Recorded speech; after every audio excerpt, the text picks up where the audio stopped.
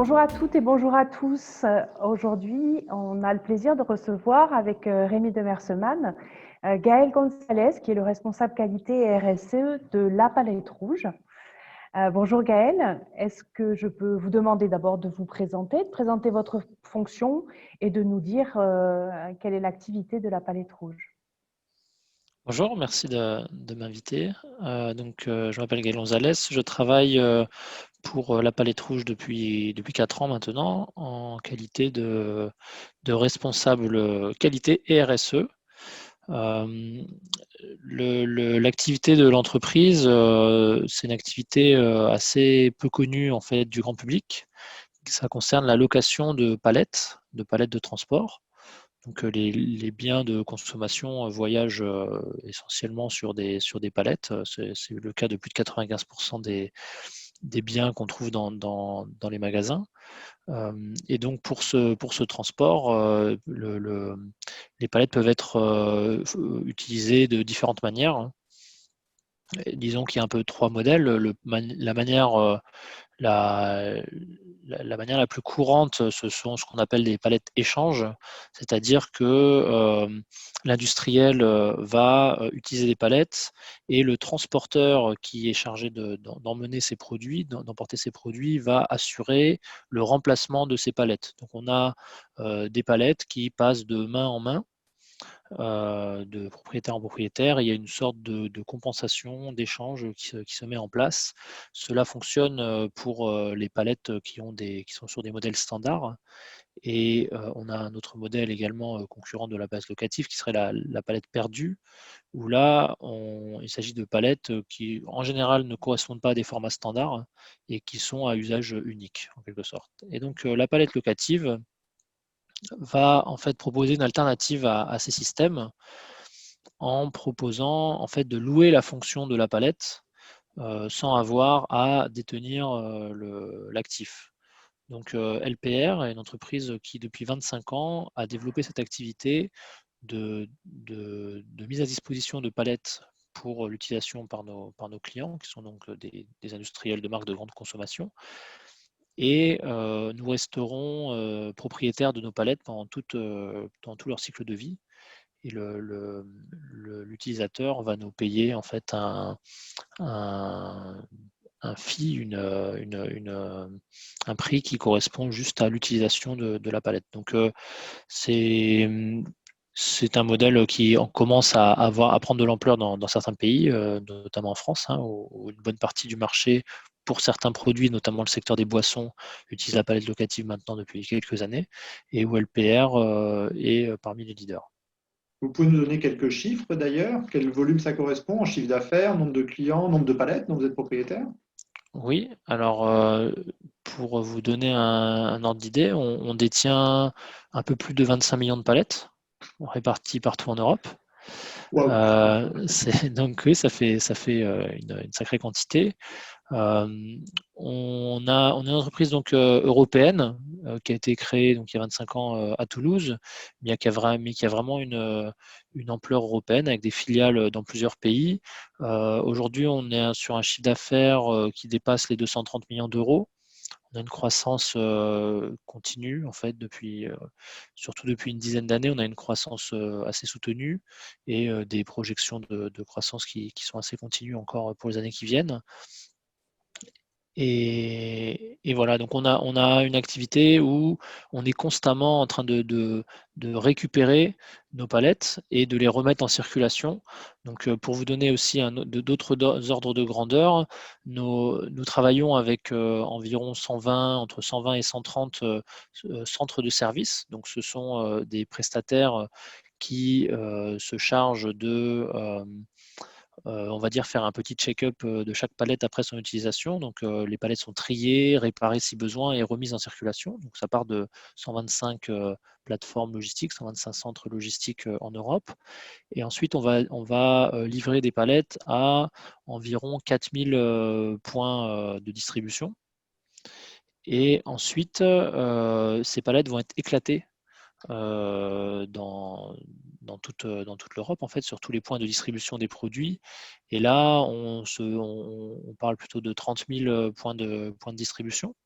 auprès desquels on va aller chercher nos palettes. Donc, il faut imaginer donc, un espèce d'éparpillement des palettes, puis un regroupement dans les 125 centres de service. Et après, notre activité va être de constamment aussi anticiper où vont se situer les besoins, où vont se situer les excédents. Donc, c'est vraiment une activité de gestion de stock et de flux. Donc, c'est vraiment une pure activité de logistique. Au-delà de gérer un parc de palettes, c'est vraiment une activité de logistique. Et on se décrit de plus en plus d'ailleurs comme un partenaire logistique plus qu'un fournisseur de palettes.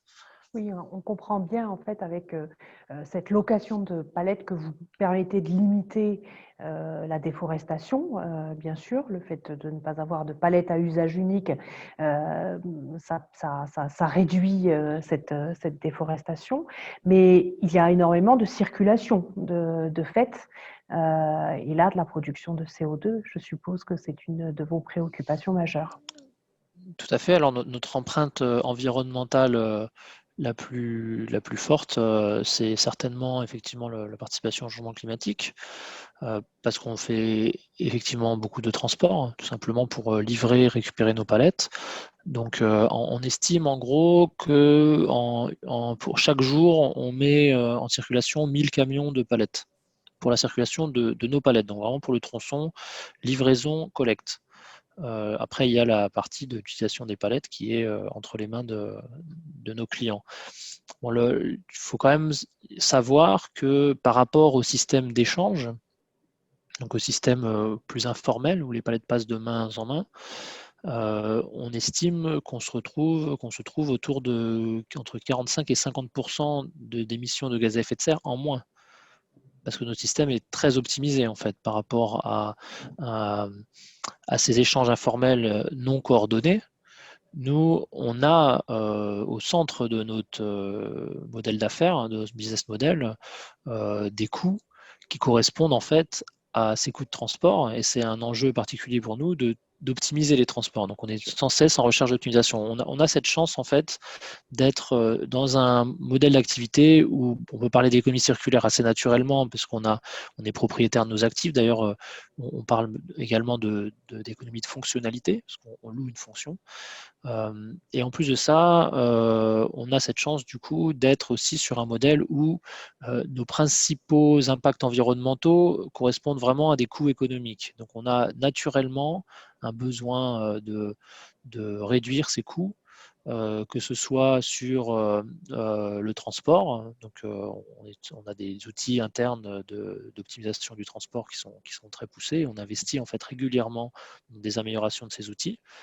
D'ailleurs, on arrive aujourd'hui à même proposer des partenariats avec nos clients pour optimiser ensemble les flux de transport. Et également, on cherche toujours à optimiser la consommation de matières premières. Nous, du fait de notre activité, on a un achat également de palettes neuves qui est important pour notre croissance, et également parce que malheureusement, même si on essaye de tracer nos actifs le plus précisément possible, il y a toujours une part qui nous échappe. Donc dans un cycle de palettes, il faut imaginer qu'on n'arrive pas à récupérer l'intégralité des palettes qu'on a mises en circulation. Il y a des utilisations non légales de la palette, des déclarations qui peuvent être imprécises. Pour de multiples raisons, on n'est pas capable de récupérer l'intégralité de nos palettes, et c'est aussi au cœur de notre modèle d'activité d'être capable de récupérer le maximum de palettes. C'est ce qui fait vraiment une barrière à l'entrée sur cette activité. C'est qu'on ne peut pas démarrer une activité comme ça du jour au lendemain, parce qu'il faut d'abord avoir construit tout un réseau de relations avec la grande distribution pour être capable de récupérer ces palettes, et aussi les outils informatiques pour suivre tous les mouvements des clients. Donc on a aussi continuellement ce souci finalement de limiter notre consommation de matières premières pour limiter l'achat de palettes neuves, parce qu'évidemment c'est encore un coût important. Et également, on essaye de maîtriser le niveau de réparation, parce qu'on utilise aussi beaucoup de bois, notamment pour réparer les palettes. Voilà, donc on a vraiment on a la chance d'avoir ce modèle où nos principaux KPI opérationnels et business sont déjà en quelque sorte des KPI liés à l'environnement, qui nous permettent aussi de limiter notre empreinte. D'ailleurs, ça rend d'autant plus challengeant de se fixer des objectifs ambitieux sur l'empreinte carbone et sur la consommation de matières premières, parce que le modèle est déjà très optimisé. Alors justement, comment est-ce que vous faites pour avoir une stratégie RSE qui ne se limite pas à votre core business, pour qu'il ne se limite pas uniquement à l'achat de bois dans des forêts qui vont bien et la gestion de la récupération? Alors c'est un peu tout le challenge de ma position, en fait, de ma fonction au sein d'LPR. Euh, Nous, on est une entreprise qui faisions de la RSE sans en employer le mot depuis notre création, en quelque sorte. Et on a du coup la facilité déjà d'avoir les deux pieds dans la RSE, d'avoir un modèle circulaire déjà installé. Et du coup, pousser l'entreprise à aller plus loin, c'est vraiment le challenge de ma position où je dois pousser la direction, l'équipe de direction à se mettre des objectifs qui vont au-delà. Donc, par exemple, on s'est fixé des objectifs pour 2025 d'une réduction de 20% de notre empreinte par mouvement de palettes, par cycle de palettes, ce qui est un objectif ambitieux partant d'un système déjà très optimisé. Et pour faire ça, on va devoir aller chercher des projets plus innovants. On va devoir aussi faire des efforts additionnels sur le cœur de métier du transport, pousser les transporteurs à mettre en circulation, en tout cas pour notre activité, des flottes plus modernes, à s'intéresser aux alternatives au diesel, qui est un des grands enjeux du transport de demain, auquel nous, on peut que contribuer par la petite influence que l'on a vis-à-vis des transporteurs dont on est un client Vous assumez ce rôle définitif. d'influenceur vis-à-vis des transporteurs dans vos relations avec eux? On est en train de créer ce rôle. Je ne dirais pas D'accord. qu'aujourd'hui, là, on est vraiment dans cet objectif à 2025. On souhaite participer à ce rôle. Et une des manières de participer à ce rôle, c'est de le faire conjointement avec les clients. C'est vraiment des projets que l'on peut difficilement mener tout seul. Par contre, ce que l'on essaye de faire, les projets optimaux pour nous, c'est de trouver des routes logistiques communes avec des clients où on puisse à la fois faire de la mutualisation de transport, ce qui va permettre de éviter des kilomètres à vide. Un des grands enjeux Oui. du transport, c'est de toujours trouver un chargement pour le voyage retour. On a l'avantage d'avoir plutôt un flux dans le sens retour par rapport à celui de nos clients. C'est-à-dire que nos clients, nos centres de service sont plutôt près des sites de production des clients. Quand on va récupérer les palettes, on va les récupérer dans des enseignes de distribution, donc où les produits de nos clients sont arrivés à destination, et nous, on va plutôt ramener nos palettes vers nos centres de service. Donc on a déjà un avantage de pouvoir utiliser des chemins inverses au sens principal de circulation des biens de nos clients. Donc l'idéal, c'est quand on arrive à avoir conjointement cette logistique mutualisée, et qu'on peut en profiter également, parce que du coup, ça va figer en faire certains flux, ce qui est d'ailleurs une contrainte pour l'optimisation globale. Donc, il y a toujours un ajustement à trouver entre figer des flux ou optimiser à chaque fois le plus finement possible. Mais bon, on va chercher parfois à avoir cette mutualisation, et dans cette mutualisation, en plus, on peut aller chercher les transporteurs, les pousser à investir dans des camions plus modernes, à tester des alternatives au diesel, parce qu'aujourd'hui, les alternatives au diesel, il y a aussi on est encore dans une phase de découverte, il y a plein de possibles alternatives. Donc, je pense qu'en suivant les situations, il peut y avoir une solution ou une autre. Il n'y a pas une solution unique. Donc, on va pouvoir tester aussi dans ces projets-là, par exemple des camions biogaz. On a mis en place une ligne biogaz avec Perrier, par exemple, qui est un de nos clients. Voilà, on va avoir toute cette dynamique. On va essayer de favoriser une dynamique de tester des approches un peu innovantes, ou en tout cas de sortir de la routine du métier de transporteur et gestionnaire logistique. Ça va être le challenge des années à venir. Également, évidemment, on s'intéresse au transport multimodal, qui est aussi un sacré challenge en réalité pour des gens qui font de l'optimisation logistique, de passer par du train, par exemple. Donc, ça crée en fait des contraintes qu'on va essayer de faire tomber parce qu'on s'intéresse quand même à la partie de l'empreinte environnementale du camion par rapport au train, il y a une différence significative. Donc on cherche continuellement des projets avec toutes les contraintes qu'il y a autour, mais on Et qui cherche à faire dépendent, tomber les barrières. et qui dépendent d'infrastructures externes, puisque les camions, il faut avoir des sources d'alimentation en biogaz. Les trains, il faut qu'il y ait des lignes qui aillent bien. Donc ça veut dire que vous êtes très dépendant des pouvoirs publics ou de toute entité qui va équiper votre territoire de jeu des outils dont vous avez besoin pour faire fonctionner ou dont vos transporteurs ont besoin. Tout à fait. C'est pour ça qu'on peut jamais y aller tout seul, enfin on peut rarement y aller tout seul. Et qu'on est aussi tributaire effectivement d'un grand nombre d'autres acteurs. Mais bon, c'est aussi ça la RSE, hein. Je pense que c'est une des premières leçons qu'on apprend sur la RSE, hein. C'est que la RSE, ça se fait pas tout seul, ça se fait avec ses parties prenantes. Donc, Absolument. on est pleinement dans ce jeu-là.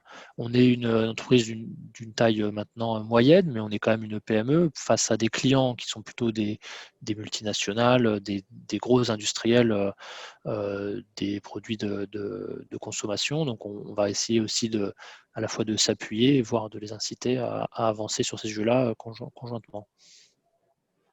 Dans les parties prenantes et non des moindres, évidemment, il y a l'ensemble des salariés de la Palette Rouge, et vous l'avez dit, sur l'ensemble du territoire européen. Comment est-ce qu'on fait quand on est une PME, justement, et qu'on a des salariés qui sont à des kilomètres pour cultiver l'esprit d'entreprise et ses valeurs? Alors c'est un des un deuxième aspect sur lequel je travaille avec d'autres collègues, notamment on a monté ce qu'on appelle le groupe culture, donc on a une espèce de groupe de personnes qui essayent de créer tout ce dynamisme autour de la culture d'entreprise et de s'assurer que la culture d'entreprise prend bien et qu'on est réceptif aux idées, aux différences qui peuvent se trouver entre les différentes filiales dans les cultures locales.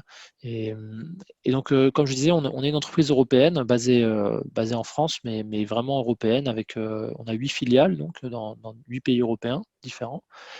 Vous C'est pouvez nous un, citer, pardon, les pays, oui, oui, alors j'essaie de ne pas en oublier, sinon je vais me faire gronder. Mais donc, évidemment, on a la filiale française. Ensuite, on a une filiale au Benelux qui est basée aux Pays-Bas. On a une filiale en Espagne, au Portugal. Ensuite, en Espagne, on a une filiale en Angleterre, enfin, au Royaume-Uni. Nous avons une filiale en Italie, en Allemagne et en Pologne. Je crois que j'en ai pas oublié. donc, On en oui, a donc 8. culturellement, il y a quand même un grand écart entre les Tout à fait, oui. anglo-saxons, les polonais et l'Europe du Sud. Alors, c'est des écarts qui sont déjà dans la culture même locale, donc ces écarts culturels qui sont d'ailleurs la richesse d'une entreprise comme LPR, hein. C'est aussi ce qu'on aime, hein, d'avoir ces échanges constants entre différentes cultures. Et il y a aussi des différences qui sont liées à la maturité, entre guillemets, des filiales, puisque en fait, on a ouvert progressivement toutes ces filiales. Donc, il y a des filiales qui existent depuis bien plus longtemps et qui aussi ont une taille un peu supérieure en termes de volume d'activité et qui peuvent présenter à la limite des, des défauts ou des contraintes qui sont plus l'habitude de fonctionner d'une certaine manière, qui s'est installée. Et après, on a des filiales où on va être plutôt dans des équipes plus jeunes, enfin au moins plus nouvelles dans le monde de LPR.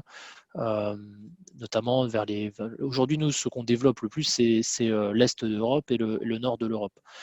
Les pays nordiques et les pays de l'Est de l'Europe, par exemple. Et donc, euh, ces régions-là, ben, on va avoir justement une approche plus de filiales avec une culture de filiales émergentes, avec aussi des contraintes qui sont un peu différentes, de développer l'activité commerciale avant tout, parce que quand on s'implante dans un pays, la première priorité, c'est de réussir à gagner un certain volume, une certaine taille critique. Ouais.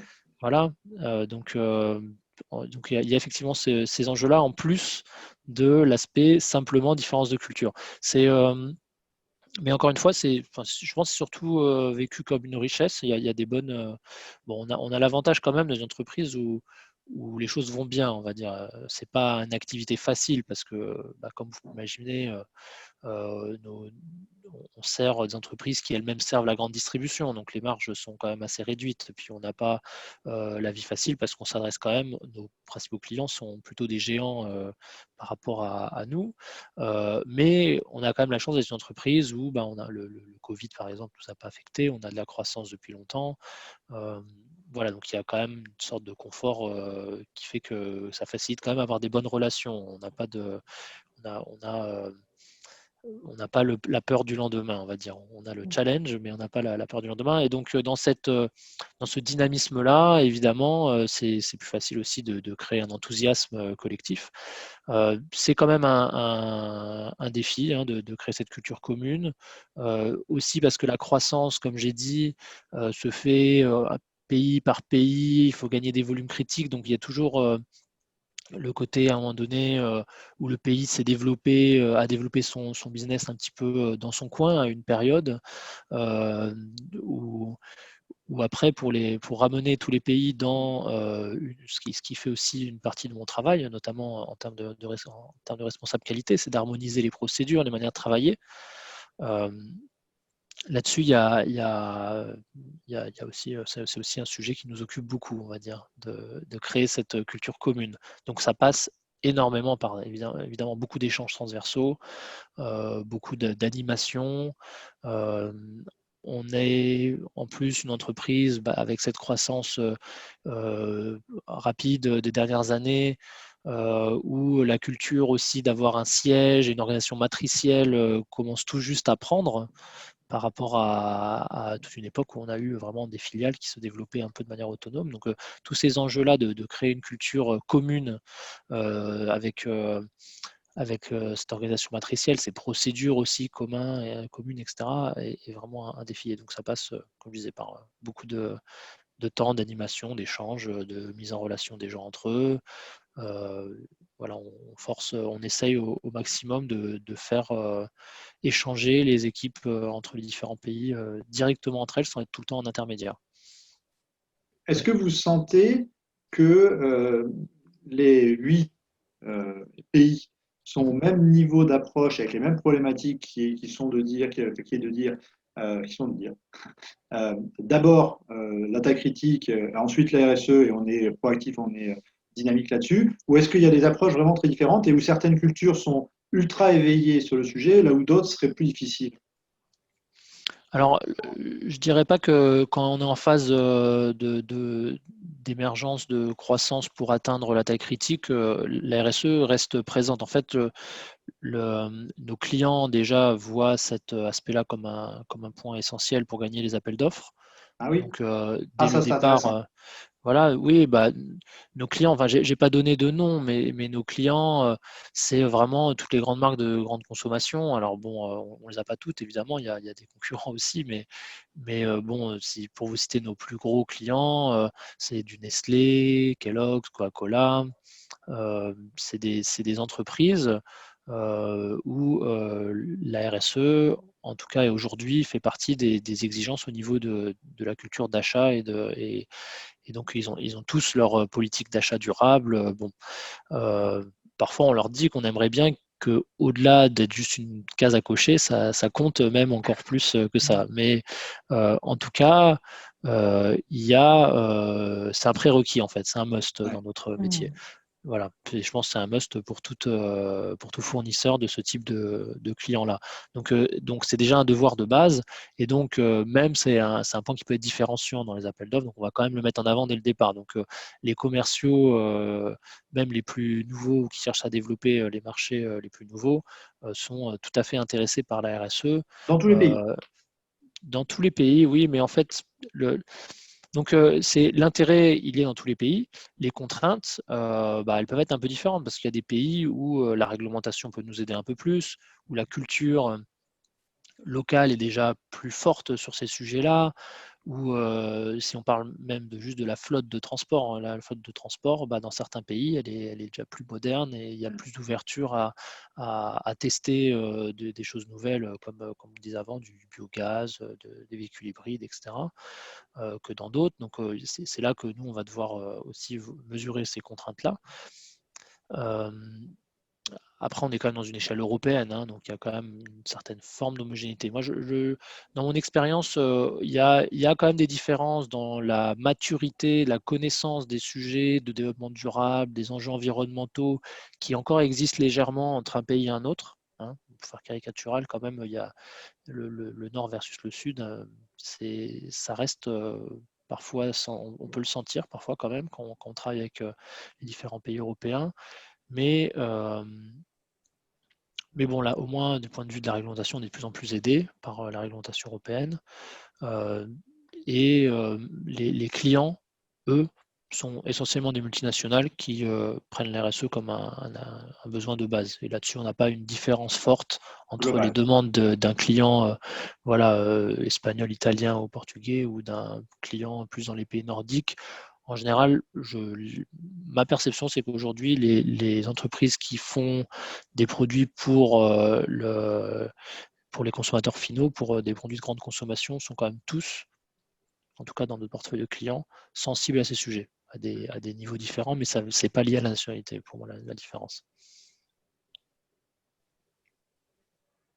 Gaël, Oui. merci d'avoir répondu à l'invitation de la Cité de la RSE pour évoquer ce grand projet de la palette rouge. On vous souhaite de réussir votre harmonisation européenne et à très bientôt, j'espère. Au revoir, Rémi.